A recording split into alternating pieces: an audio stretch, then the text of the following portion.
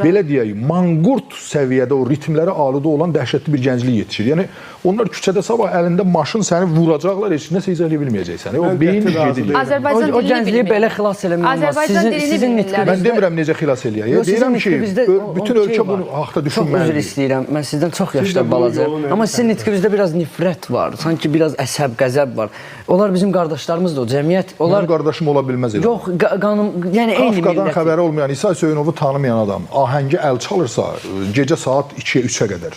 Özü hələ o zərərli vərdişləri demirəm də, indi biraz demagoq. Necə, onlar torpaq da aldılar da, yəni həmin oğlanlar torpaq da aldılar, şəhid də oldular meyxanaya qulaq asan uşaqlar. Nə meyxanaya qulaq asınlar, nə də başqa ədəbiyyat. Məsələn, deyir, mənim qardaşım ola bilməz, mən oradan sənə misal gətirəm ki, qulaq asmışsa folklor deyil də, Səlim. Torpaq alanda qardaş idi, şəhid alanda qardaş idi bəs.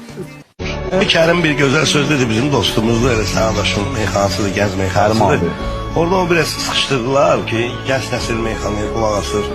Nə bilim, meyxanaya qulaq asan, orada bir alimimiz var idi, o dedi ki, mənim qardaşım ola bilmə. Kərim ona çox gözəl, qısa vaxtına cavab verdi ki, dedi, bəs o meyxanaya qulaq asan cavan əskərlər idi. 44 gün ərzində torpağı aldılar, şəhid oldular, qazi oldular, onlar bizim qardaşımız idilər. Meyxanaya qulaq asanda qardaşımız deyirlər.